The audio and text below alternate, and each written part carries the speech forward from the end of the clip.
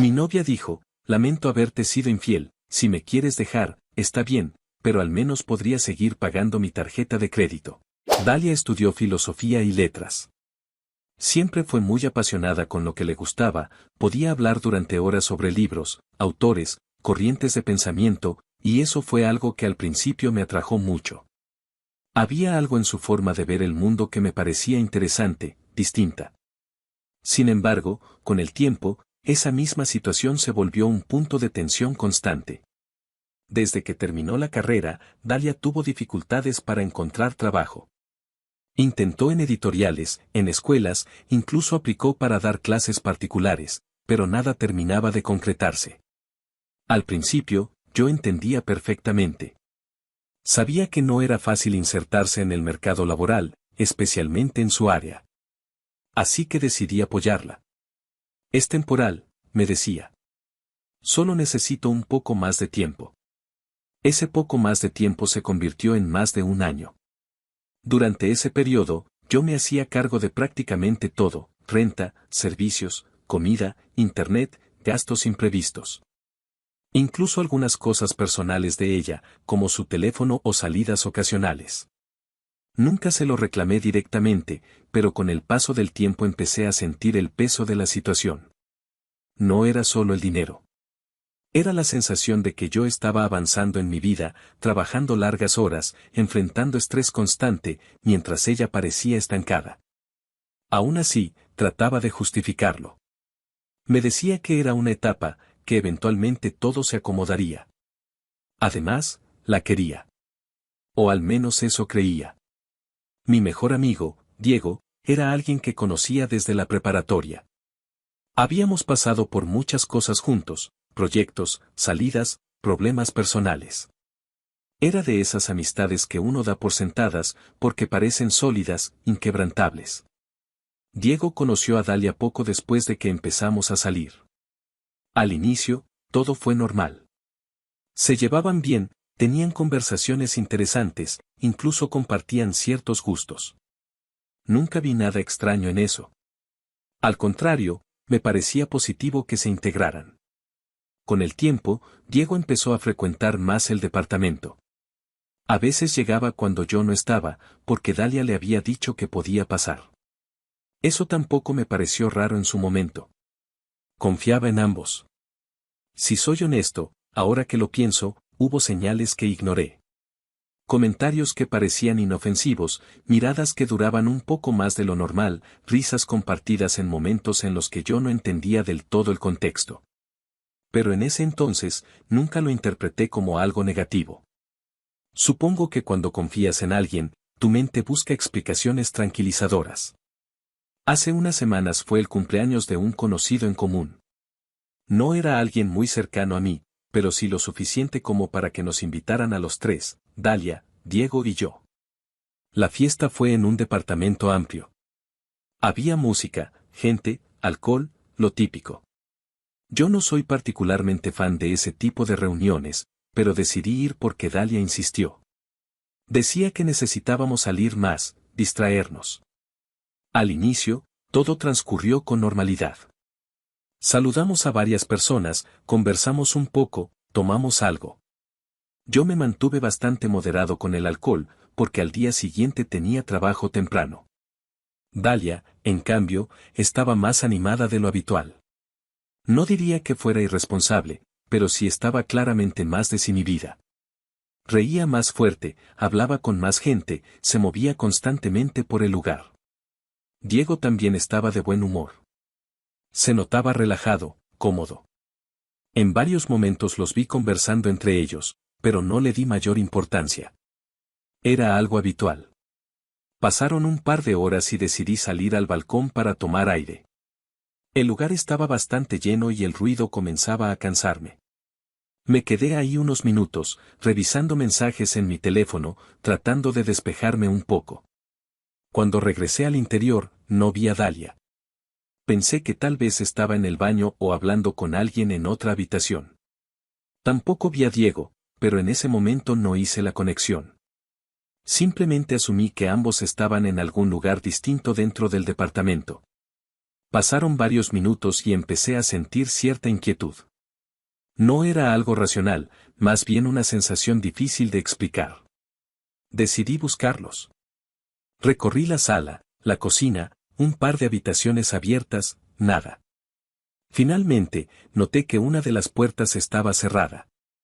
No le habría prestado atención si no fuera porque, al acercarme, escuché voces. No puedo decir que escuché claramente lo que decían, pero el tono era cercano. Demasiado cercano para ser una conversación casual. En ese momento, algo dentro de mí cambió.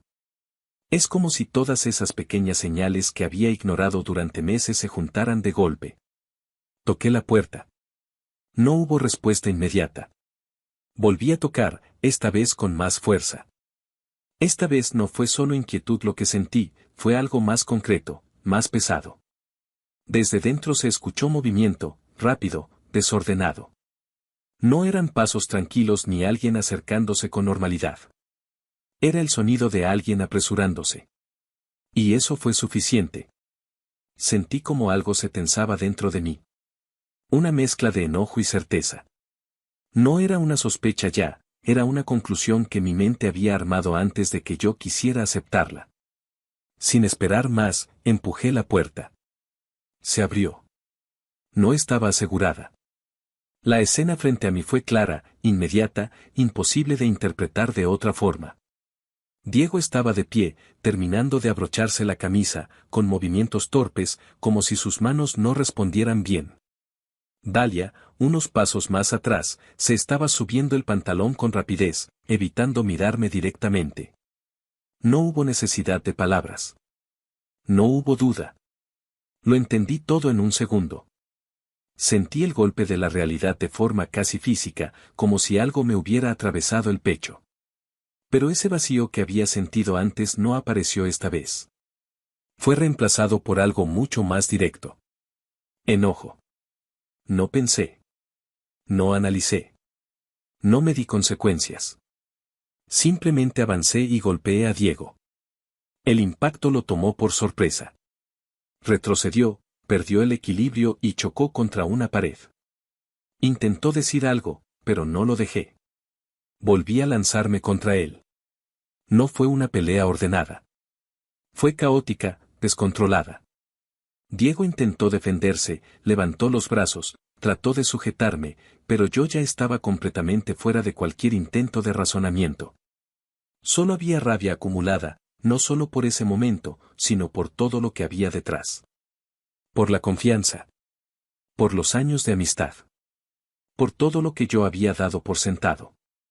Escuché a Dalia decir mi nombre varias veces, pidiéndome que me detuviera. Su voz sonaba lejana, como si no perteneciera realmente a la escena. En algún punto, Diego logró empujarme y separarse lo suficiente para tomar distancia. Su respiración era agitada, su expresión completamente distinta a la que tenía unos minutos antes. Ya no había incomodidad, ahora había tensión y algo cercano al miedo. Ya, Ruperto, ya, dijo, levantando las manos, como si eso pudiera calmar algo. Eso solo empeoró las cosas. Di un paso más hacia él, pero esta vez Dalia se interpuso. No, dijo, con firmeza, aunque su voz temblaba. Ya basta. La miré. Y en ese momento, el enojo cambió de dirección. No dije nada. Simplemente retrocedí, giré y salí de la habitación. Luego del departamento. Luego del edificio. No escuché si alguien me siguió en ese momento. No me importó. Caminé rápido, sin rumbo claro, con la respiración pesada y las manos aún tensas. Sentía el pulso en las sienes, en los brazos, en el pecho. No sé cuánto tiempo estuve así. En algún punto, mi mente empezó a ordenar lo que había pasado, pero no de forma tranquila. Era como si cada pensamiento fuera una confirmación más de algo que no quería aceptar. Diego. Dalia. La puerta cerrada. El silencio. La prisa. Todo encajaba demasiado bien. Cuando finalmente llegué al departamento, no sentí alivio. Solo cansancio. Entré, cerré la puerta y me quedé de pie unos segundos en la sala, sin moverme. El lugar se sentía distinto, aunque físicamente no hubiera cambiado nada. Era como si todo lo que representaba hubiera perdido sentido de golpe. Me dejé caer en el sofá y me pasé las manos por la cara. Intenté calmar la respiración, pero el cuerpo seguía en tensión. No pasó mucho tiempo antes de que mi teléfono empezara a sonar. No contesté. Luego mensajes. Tampoco los abrí. Eventualmente, el silencio volvió. Pensé que eso sería todo por esa noche. Pero no. Alrededor de una hora después, escuché el sonido de un vehículo detenerse afuera. No le presté atención al inicio, pero luego escuché pasos apresurados en la entrada del edificio. Segundos después, golpes en la puerta. No eran suaves. Eran insistentes. Sabía quién era. Me quedé sentado unos momentos, dudando si abrir o no. Parte de mí no quería verla, no quería escuchar nada de lo que tuviera que decir. Pero otra parte, necesitaba respuestas. Me levanté y abrí la puerta. Dalia estaba ahí. Su aspecto era distinto. Más desordenado, más vulnerable. Sus ojos estaban rojos, su respiración agitada, como si hubiera estado conteniendo algo durante todo el trayecto. Por favor, dijo apenas me vio. No respondí. Me hice a un lado y la dejé pasar. Entró despacio, mirando el lugar como si no estuviera segura de cómo posicionarse en él. Cerré la puerta detrás de ella. Hubo un silencio incómodo. Pesado. Tenemos que hablar, dijo finalmente. No, respondí, seco. Tú vas a hablar. Yo voy a escuchar. Ella asintió, aunque parecía insegura de por dónde empezar. Se llevó una mano al brazo opuesto, como si intentara contenerse. Lo que viste, empezó. Sé lo que vi, la interrumpí. Volvió el silencio. Tragó saliva. Lo siento, dijo. De verdad lo siento. La miré sin decir nada. ¿Por qué?, pregunté finalmente. No levanté la voz. No hice ningún gesto exagerado. Pero la pregunta salió más pesada de lo que esperaba. Ella bajó la mirada. Y entonces empezó a hablar. Al principio, pensé que iba a dar una explicación directa. Algo concreto. Pero no fue así. Empezó a hablar de conceptos. De ideas. De filosofía. Mencionó el estoicismo. Dijo que, desde esa perspectiva, lo que había pasado no debería afectarme de la forma en que lo estaba haciendo. Que el sufrimiento venía de la interpretación que uno le daba a los hechos, no de los hechos en sí. La escuché en silencio. No porque estuviera de acuerdo, sino porque no podía creer lo que estaba escuchando. Ruperto, tienes que entender, continuó. Las emociones no son algo que podamos controlar completamente. Lo que pasó, pasó. Pero no tiene por qué definir lo que sigue. La miré fijamente. ¿Estás escuchando lo que estás diciendo?, pregunté. Ella dudó un momento, pero siguió. Habló de Diego. De cómo habían tenido conversaciones profundas en los últimos meses. De cómo él tenía una forma distinta de ver la vida, más alineada con lo que ella creía.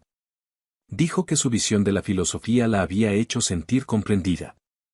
Que conectaban de una forma que no había experimentado antes. Que eso, la había llevado a sentirse atraída. No levanté la voz. No interrumpí.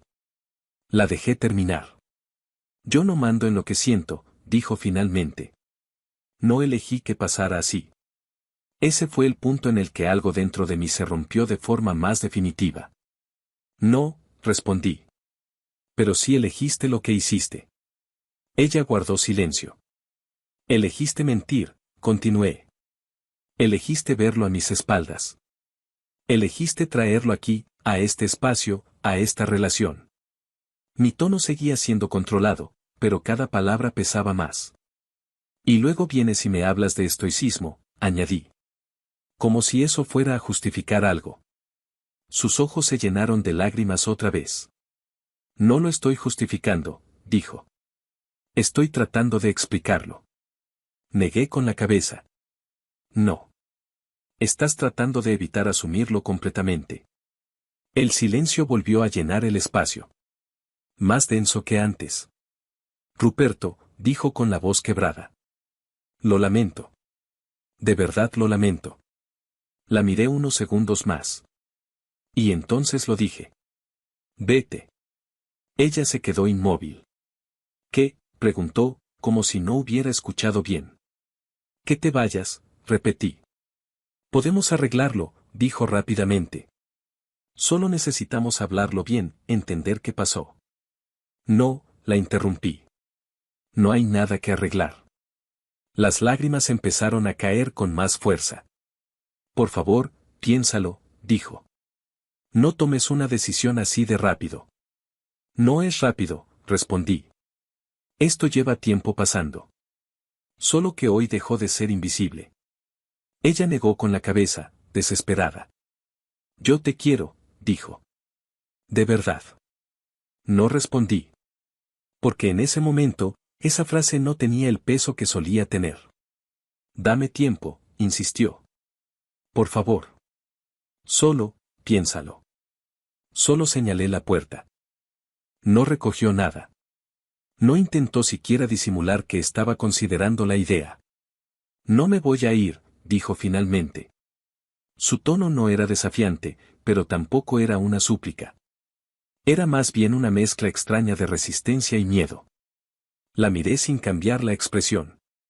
Si te vas a ir, respondí. Negó con la cabeza, dando un paso atrás. No tengo a dónde ir, dijo. No puedes simplemente echarme así. Esa frase me hizo pensar en todo lo que había pasado durante los últimos meses. En cómo habíamos llegado a ese punto en el que ella dependía completamente de mí, no solo económicamente, sino en casi todos los aspectos de su vida cotidiana. Pero esa reflexión no generó compasión. Generó algo más cercano al hartazgo.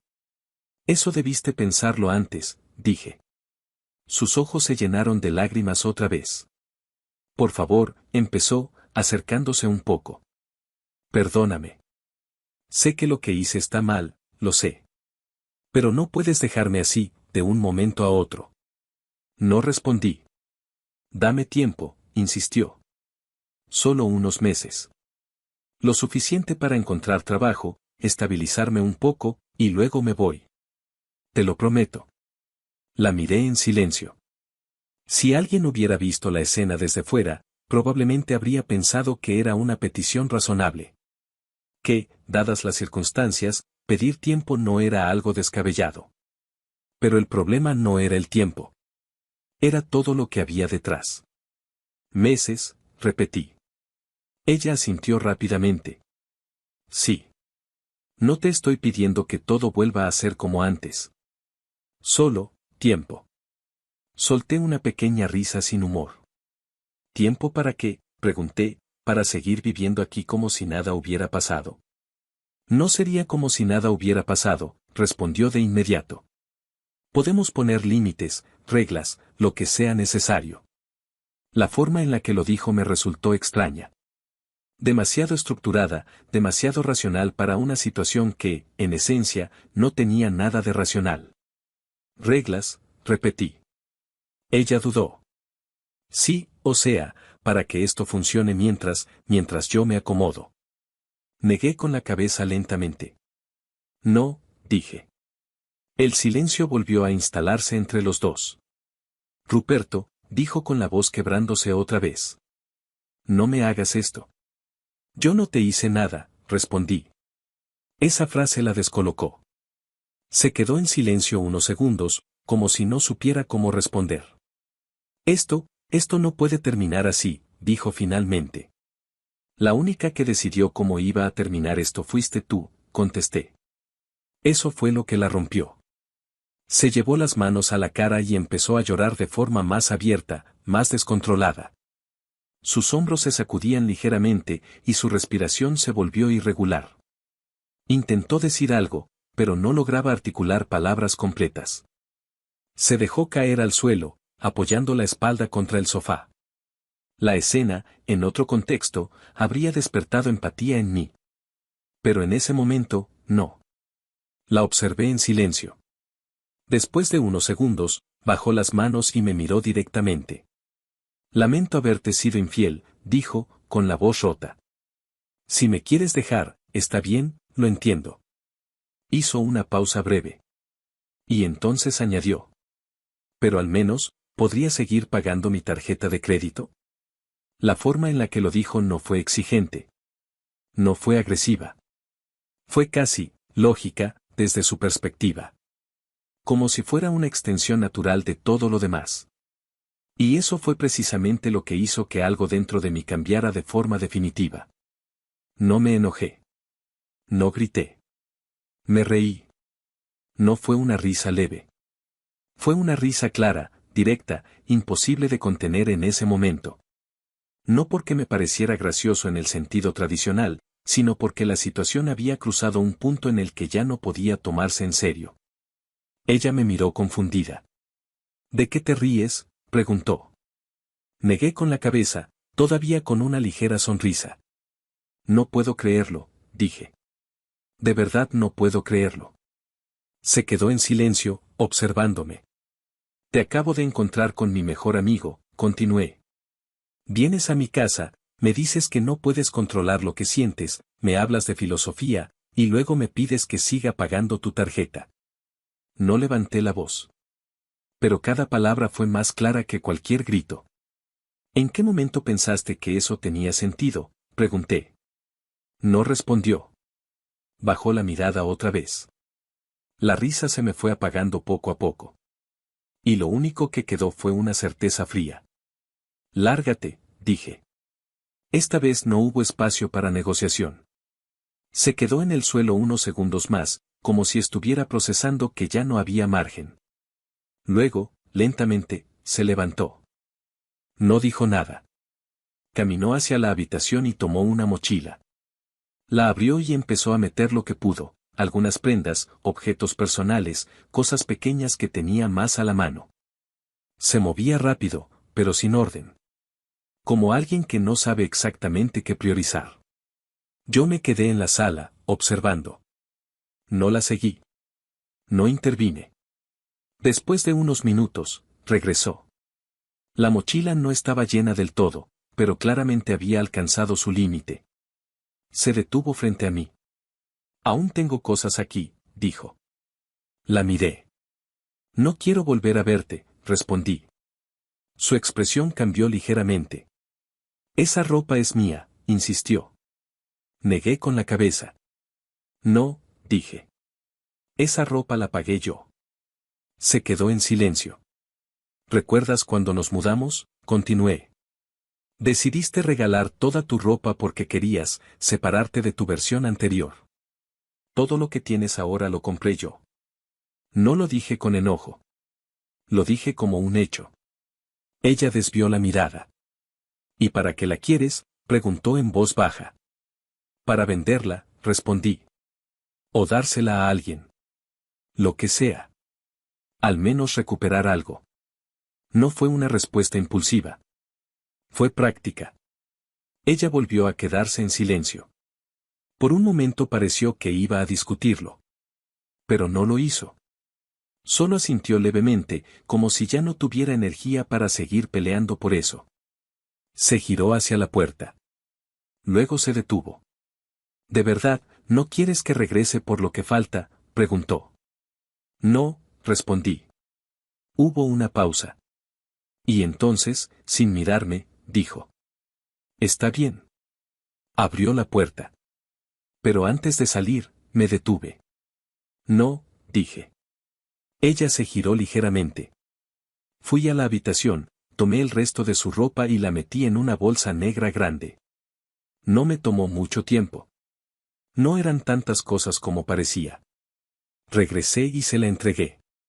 La tomó sin decir nada. La bolsa contrastaba con la mochila. Era más pesada, más incómoda de cargar. Pero no se quejó. Solo la sostuvo. Se quedó ahí unos segundos más. Como si esperara algo. No lo hubo. Finalmente, salió. La puerta se cerró detrás de ella. Y esta vez, el silencio fue distinto. No era tenso. No era incómodo. Era vacío. Pero no en el mismo sentido que antes. Era un vacío más claro. Más definido. Me senté en el sofá y me quedé ahí un buen rato, sin hacer nada. No revisé el teléfono. No pensé en llamar a nadie. Simplemente, estuve. Con el tiempo, la situación se fue acomodando. Dalia, según supe después por terceros, consiguió trabajo en un McDonald's. No en algo relacionado con su carrera, pero suficiente para empezar a sostenerse. De Diego no volví a saber nada. No intentó contactarme. No lo busqué. Y, sinceramente, no hizo falta. Al final, lo que pasó no fue solo una traición. Fue una exposición. De dinámicas que llevaban tiempo construyéndose. De decisiones que se habían ido acumulando. Y de cosas que, aunque no quería ver en su momento, ya estaban ahí desde mucho antes.